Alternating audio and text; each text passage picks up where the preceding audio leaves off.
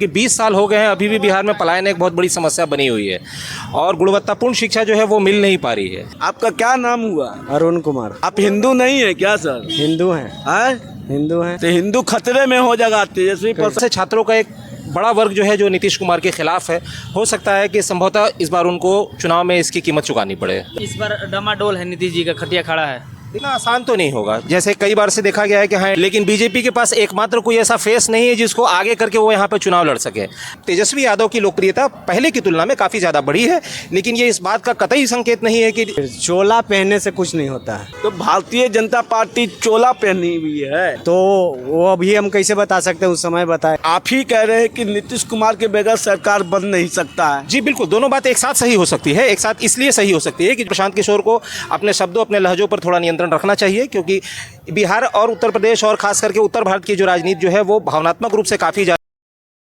आज मैं पटना के मीठापुर बस स्टैंड पे मौजूद हूँ। जानने का कोशिश करेंगे कि 2025 का विधानसभा चुनाव में किस तरह का बदलाव स्थिति है कि नहीं है बिहार के अंदर में, कि नीतीश कुमार फिर से रहेंगे। देखिए, ऐसा नहीं है कि नीतीश कुमार ने काम नहीं किया है, काम बहुत किया है, लेकिन केवल उन्हीं कामों के आधार पर ये नहीं कह सकते हैं कि हाँ इनकी सरकार को कंटिन्यू किया जाए, क्योंकि 20 साल हो गए हैं, अभी भी बिहार में पलायन एक बहुत बड़ी समस्या बनी हुई है और गुणवत्तापूर्ण शिक्षा जो है वो मिल नहीं पा रही है। ये एक बड़ी समस्या है। खासकर जो भी प्रतियोगी परीक्षाएं आयोजित की जा रही हैं, प्रतियोगी परीक्षाओं में उसमें भ्रष्टाचार के लगातार मामले सामने आ रहे हैं। तो इन सारे मामलों की वजह से छात्रों का एक बड़ा वर्ग जो है जो नीतीश कुमार के खिलाफ है, हो सकता है कि संभवतः इस बार उनको चुनाव में इसकी कीमत चुकानी पड़े। तो डबल इंजन की सरकार कहती है, हमारे देश के प्रधानमंत्री के हमारे लाडले मुख्यमंत्री है, इन्होंने संबोधन किया था भागलपुर से। डबल इंजन की सरकार होने की गारंटी थोड़ी है। डबल इंजन की सरकार होने के बावजूद भी यहाँ पे लगातार पेपर लीक के मामले आ रहे हैं, चाहे 70वीं बीपीएससी का मामला हो या अन्य प्रतियोगी परीक्षाओं का मामला हो। तो लगातार अगर पेपर लीक होंगे, छात्रों का भविष्य अगर दांव पे लगाया जाएगा, तो निश्चित रूप से ये छात्रोन्मुखी सरकार तो रह नहीं जाएगी। और अगर ये सरकार छात्रोन्मुखी नहीं रह जाएगी तो इसका खामियाजा तो कहीं ना कहीं भुगतना पड़ेगा। और समय रहते अगर इन चीज़ों को ठीक नहीं किया गया, जो कि अभी तक तो उस रास्ते में कोई खास कदम उठाती सरकार दिख नहीं रही है, तो मेरे ख्याल में ये चीज़ ठीक नहीं है और सरकार को इसका खामियाजा भुगतना पड़ेगा। 7 से 8 महीना चुनाव को बचा है, बिहार विधानसभा चुनाव होना, उसमें माननीय प्रधानमंत्री जी आते हैं भागलपुर और कहते हैं कि हमारे सबसे लाडले मुख्यमंत्री है। तो लाडले मुख्यमंत्री और उन्हीं के फेस पर चुनाव लड़ेंगे दोबारा 25 से 30, फिर से नीतीश कहते हैं। देखिए, एक सबसे बड़ी दुविधा ये है कि बीजेपी की सरकार भले ही यहाँ पे गठबंधन में है, लेकिन बीजेपी के पास एकमात्र कोई ऐसा फेस नहीं है जिसको आगे करके वो यहाँ पे चुनाव लड़ सके। आज भी नीतीश कुमार कम से कम, एक तो बात है कि एनडीए के एक तरफा फेस है, उनके दम पे ही चुनाव लड़ना पड़ेगा। लेकिन आप भी जानते हैं कि अगर बीजेपी अगर अपने दम पे अगर बहुमत ले आती है तो उनको मुख्यमंत्री तो निश्चित रूप से नहीं बनाएगी। तो एक तो तय है कि सरकार पहले चुनाव से पहले जो है एनडीए सरकार जाएगी नीतीश कुमार के फेस के ऊपर। अगर उनका सीट अगर उतना आ जाता है कि हाँ वो अकेले बहुमत अगर ला सके बीजेपी वाले, तो निश्चित रूप से मैं क्या बच्चा जानता है कि वो अपना ही मुख्यमंत्री बनाएंगे। सम्राट चौधरी जब आरजेडी में तेजस्वी यादव के साथ जब गठबंधन था, सम्राट चौधरी खुद बोला था उन्होंने कि नीतीश जी के ये मतलब ये बीजेपी जो है अकेले स्वतंत्र पार्टी है और चुनाव किसी के मतलब दम पे लड़ने वाली नहीं है। इस बात को ऐसे देखिए, उनके साथ है तो खरी नीतीश की अगुवाई लड़ेगी। देखिए, मैं एक बात बिल्कुल स्पष्ट रूप से कह दूं, खास करके बिहार हो या अन्य राज्य हो, अगर एक आध दो राज्यों का अगर मामला छोड़ दिए, जिसमें उत्तर प्रदेश भी आता है, उन राज्यों के मामले अगर छोड़ दिए जाए तो लगभग सभी राज्यों में केंद्रीय नेतृत्व का जो आदेश होता है बीजेपी के लोग वही काम करते हैं। इवन दो आप छत्तीसगढ़ का मामला देख लें, राजस्थान का मामला देख लें, वहाँ हर जगह ऐसे नेताओं को आगे किया गया है जिनकी अपनी कोई प्रासंगिकता वहाँ की राजनीति में बहुत ज़्यादा नहीं थी, लेकिन चूंकि दिल्ली से नियुक्त किया गया इसलिए बैठाया गया। बिहार के भी नेता वही बोलते हैं जो दिल्ली से उनको निर्देशित किया जाता है निश्चित रूप से। और दिल्ली का निर्देश अगर नीतीश कुमार के पक्ष में होगा कि हाँ नीतीश के फेस पर ही जाए, तो जाहिर सी बात है बिहार के भाजपा नेताओं में कोई नहीं है। इस तरह की बात नहीं थी नीतीश जी के लिए, क्योंकि पहले वो गठबंधन में नहीं थे ना, अभी वो उनके साथ गठबंधन में है तो गठबंधन धर्म निभा रहे हैं। अच्छा, नहीं तो पहले भी गठबंधन तो किया है ना नीतीश जी। आज भी देखिए, आज तो नहीं है। मैं बता रहा हूँ, अभी आपको याद होगा कुछ समय पहले की बात है, अभी डिप्टी सीएम विजय कुमार सिन्हा जी ने ये कहा था कि बिहार भाजपा को ये पूरा अधिकार है कि वो अपना सीएम खुद ही तय करे। हालांकि दिल्ली से जब आदेश हुआ तो उन्होंने अपना ये स्टेटमेंट वापस भी ले लिया। ठीक है, पंकज प्रदेश अध्यक्ष उनके जायसवाल साहब ने बताया था ये बात। लेकिन आज भी दिल्ली का आदेश यही है कि हाँ अभी जो है मुख्यमंत्री के नाम पर ही चुनाव में जाते हैं, चुनाव के बाद जो है अपना देखा जाएगा, अगर स्थिति जैसी रही उसी हिसाब से वो कार्य करेंगे। इस बार डमाडोल है, नीतीश जी का खटिया खड़ा है।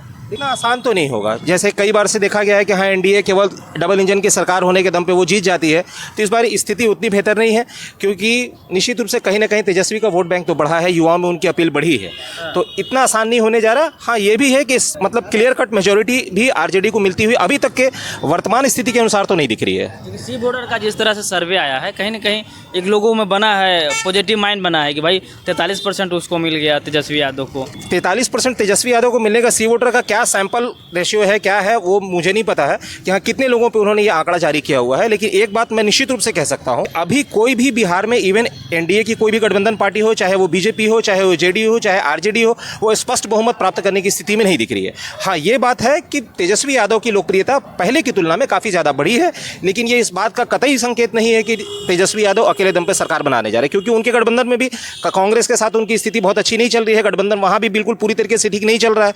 तो इस आधार पर हम नहीं कह सकते हैं कि वो अकेले दम पे वो सरकार बना ले। मान लें कि बिहार में नीतीश जी के बदौलत मुख्यमंत्री नहीं बनने वाला, नीतीश कुमार के बगैर अभी सरकार बनने वाली जैसी स्थिति तो नहीं दिख रही है। तो आप कह रहे थे तो सर कि बदलाव होनी चाहिए, आप ही कह रहे हैं कि नीतीश कुमार के बगैर सरकार बन नहीं सकता है। जी बिल्कुल, दोनों बात एक साथ सही हो सकती है। एक साथ इसलिए सही हो सकती है कि जो 243 सीटें हैं बिहार में, ये कोई आवश्यक नहीं है कि किसी भी पार्टी को 120 सीटें तभी सरकार बने। ये भी संभव है कि 80-80 3 सीटों 3 पार्टियों को मिल जाए। तो आप ये तो नहीं कह सकते हैं कि वो अकेले दम पे सरकार बना ले। कोई भी 2 पार्टी अगर साथ में मिलकर भी तो सरकार बना सकती है। जैसे वर्तमान स्थिति है अभी एनडीए की, आप देख लीजिए, दोनों अकेले दम पे तो सरकार बना नहीं सकते हैं।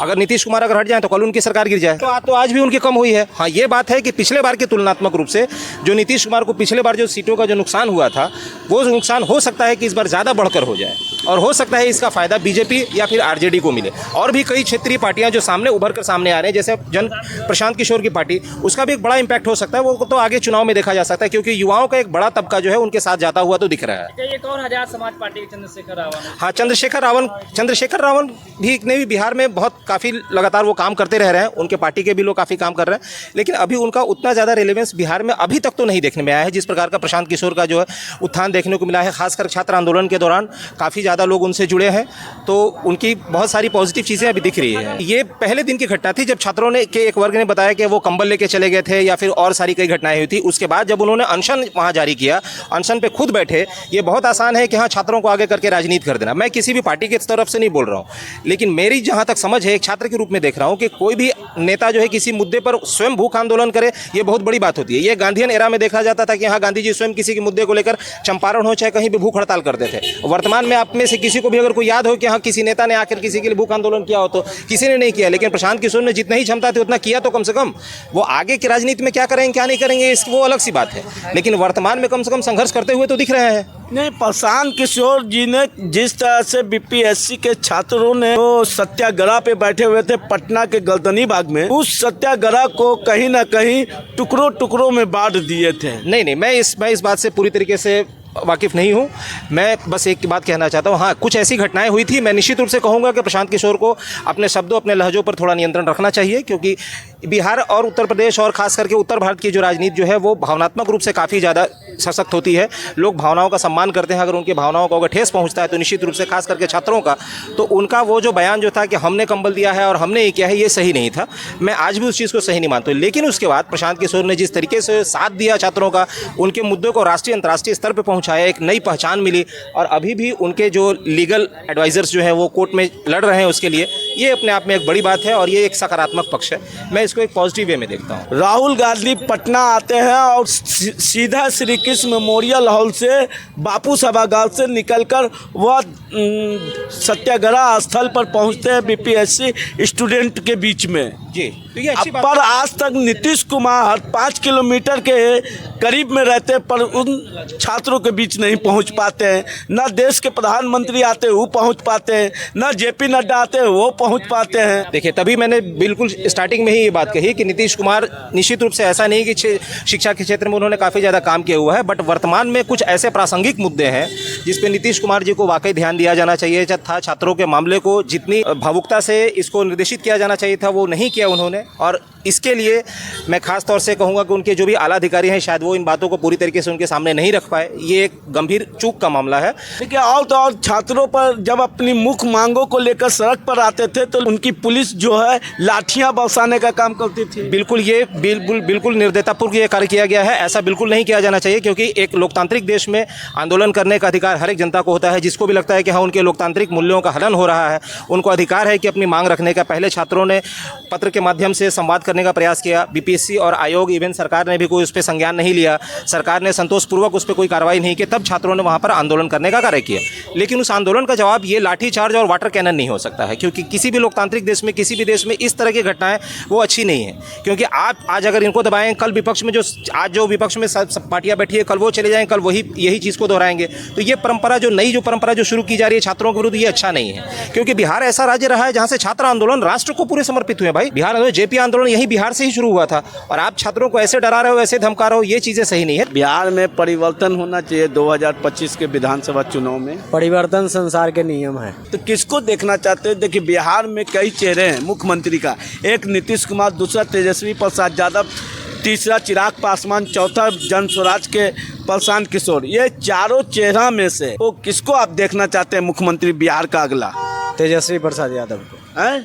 तेजस्वी प्रसाद यादव को। आपका क्या नाम हुआ? अरुण कुमार। आप हिंदू नहीं है क्या सर? हिंदू हैं। हैं? हिंदू हैं। तो हिंदू खतरे में हो जाएगा। तेजस्वी प्रसाद यादव आप कह रहे हैं। कैसे खतरा में हो? मोदी जी कहते हैं फिर चोला पहनने से कुछ नहीं होता है। तो भारतीय जनता पार्टी चोला पहनी हुई है, तो वो अभी हम कैसे बता सकते हैं, उस समय बताएगा। अरुण कुमार जी बता रहे थे कि परिवर्तन संसार का नियम है, परिवर्तन होना चाहिए।